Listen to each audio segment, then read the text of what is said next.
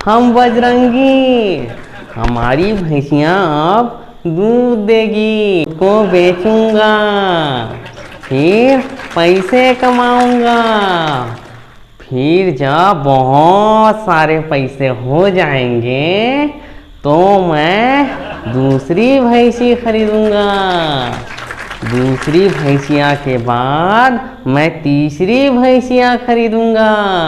जब बहुत पैसे मेरे पास हो जाएंगे तो मैं एक डेयरी खोलूंगा। बजरंगी, मुंगेरी लाल के सपने ही देखोगे कि कुछ करोगे भी? मैं करूंगा ना, मैं सो के उठूंगा। तो दोस्तों आपने देखा कि बजरंगी क्या क्या करेगा।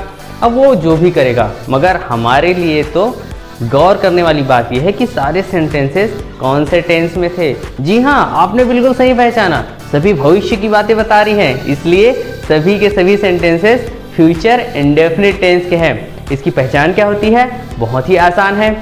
क्रिया के बाद गा, गे या फिर गी का प्रयोग किया जाता है। इसका यूज हम किस प्रकार से करते हैं?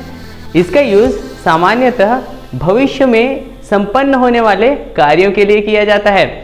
जैसे मैं दिल्ली जाऊंगा, I shall go to Delhi. Ravi आज मुझसे मिलेगा, Ravi will meet with me today. अब यहाँ पर एक बात कंफ्यूज कर रहा है हमको कि भाई हम आई के साथ तो शैल का यूज किए हैं और ही के साथ हमने विल का यूज किया है। आखिर क्यों भाई, माजरा क्या है? बड़ा ही आसान है दोस्तों, आपको ये बात गांठ बांधकर याद रखनी है कि हम फ्यूचर इंडेफिनिट टेंस में जब कभी भी हमारे पास सेंटेंस हो तब हम आई वी अर्थात फर्स्ट पर्सन के साथ शैल का यूज करेंगे और बाकी जितने भी सब्जेक्ट्स हमारे पास है सबके साथ हम किसका यूज करेंगे? जी हाँ, विल का यूज करेंगे। तो चलिए कुछ और एग्जांपल्स देख लेते हैं। हम मैच खेलेंगे, we shall play the match. आज इंडिया जीतेगा, इंडिया विल विन टुडे। वे बाजार जाएंगे, they will go to market. तो आपने देखा कहाँ किस प्रकार से हमने शैल और विल का प्रयोग किया है। दोस्तों अगर आपको याद होगा तो प्रेजेंट कंटिन्यूअस टेंस वाले वीडियो में आपको एक यूज बताया गया था गोइंग टू का, जिसमें आपको बताया गया था कि गोइंग टू का यूज हम फ्यूचर को बताने के लिए करते हैं। जी हाँ, जब कभी भी हमारे पास प्लान्ड या फिर अरेंज्ड कोई फ्यूचर के लिए कार्य हो तब हम वहाँ पर गोइंग टू का यूज करते हैं। मतलब जब हम कोई योजनाबद्ध कार्य बहुत ही निकट भविष्य में करने वाले रहते हैं तब हम गोइंग टू का यूज करते हैं। जैसे मैं एक शॉप खोलूंगा, I am going to open a shop. मगर मैं जब ऐसा बोलता हूँ कि I will open a shop तो यहाँ पर कोई निश्चित बात नहीं रहती कि किस समय खोलूंगा। मगर जब मैं बात कहूँ कि I am going to open a shop तो यहाँ पर बात हो जाती है कि निश्चित रूप से निकट भविष्य में ही ये काम मैं करूँगा। तो कंफ्यूजन तो अब नहीं होगा मेरे ख्याल से। इसी प्रकार से हम एक और यूज करते हैं शैल और विल के साथ बी का। बी का अर्थ हम यहाँ पर होना से लेते हैं। जैसे कल मंडे होगा, टुमारो विल बी मंडे। कल हम बहुत खुश होंगे, we will be happy tomorrow. अगले साल मैं 36 का हो जाऊंगा, I will be 36 next year. तो यहाँ पर आपने देखा कि शैल या फिर विल के बाद हम क्या यूज कर रहे हैं? बी का, जो कि एक वर्ब फॉर्म है। उसके बाद फिर हम नाउन या फिर एडजेक्टिव का यूज कर रहे हैं। चलिए दोस्तों अब हम इसके देख लेते हैं स्ट्रक्चर्स। अफर्मेटिव स्ट्रक्चर होता है सब्जेक्ट प्लस विल या फिर shall plus first form of the verb plus object. चूंकि विल और शैल एक मॉडल है और मॉडल के साथ हमेशा हम first form of the verb का यूज करते हैं, इस बात को हमेशा आप याद रखिएगा। एक और बात याद रखिएगा दोस्तों कि विल और शैल दोनों में कंफ्यूजन बहुत ज़्यादा होता है, इसलिए अभी के मॉडर्न इंग्लिश अर्थात स्पोकन इंग्लिश में हम केवल विल का ही यूज़ करते हैं। मतलब हम किसी भी प्रकार के सेंटेंसेस में आप विल का यूज़ कर सकते हैं, मगर शैल का यूज़ हमेशा आप ध्यान रखिएगा क्योंकि आपको अपने एकेडमिक करियर में विल और शैल दोनों का ही यूज़ करना होगा। मगर आप इसको स्पोकन में विल का ही यूज़ कर सकते हैं, कोई दिक्कत नहीं है।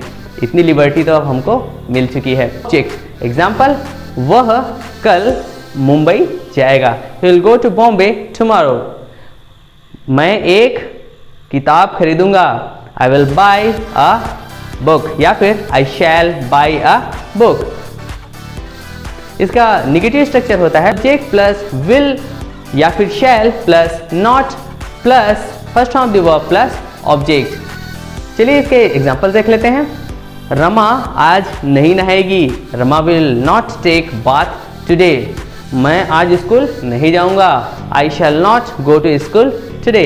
इसका इंट्रोगेटिव स्ट्रक्चर है विल या फिर शैल का यूज सबसे पहले करेंगे, उसके बाद फिर सब्जेक्ट, उसके बाद फिर first form of the verb plus object. Example देख लेते हैं। क्या मेरे पिताजी 2 साल बाद आएंगे? Will my father come after 2 years? क्या आप अगले साल शादी करेंगे? Will you get marriage next year? चलिए इसके इंट्रोगेटिव का हम नेगेटिव स्ट्रक्चर देख लेते हैं। शैल या फिर विल का उपयोग सबसे पहले करेंगे, उसके बाद फिर subject plus not plus first form of the verb plus object, या विल या फिर shall plus not plus subject plus first form of the verb plus object. Example, क्या आप मंदिर नहीं जाओगे? Will you not go to temple? क्या मोदी जी आज भाषण नहीं देंगे? Won't Modi ji deliver speech today? इसके बाद फिर चलिए हम इसका लिंक प्रैक्टिस देखते हैं। एक सेंटेंस हम अफर्मेटिव में लेंगे, उसका फिर नेगेटिव, इंट्रोगेटिव और इंट्रोगेटिव का हम नेगेटिव सेंटेंसेस बनाएंगे। इससे हमारा टंग ट्विस्ट तो होगा ही, साथ ही आप बेहतर तरीके से इंग्लिश सीखने और बोलने में सक्षम भी हो पाएंगे। तो आप ज़्यादा से ज़्यादा लिंक प्रैक्टिस करना ना भूलें। तो एक सेंटेंस लेते हैं। रमेश कल रायपुर जाएगा। Ramesh will go to Raipur tomorrow. Ramesh कल रायपुर नहीं जाएगा। Ramesh won't go to Raipur tomorrow. क्या रमेश कल रायपुर जाएगा? Will Ramesh go to Raipur tomorrow? क्या रमेश कल रायपुर नहीं जाएगा? Won't Ramesh go to Raipur tomorrow.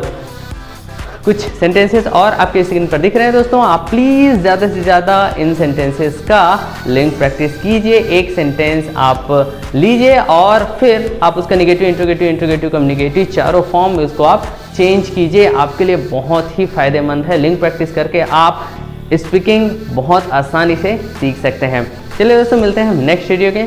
Thank you very much.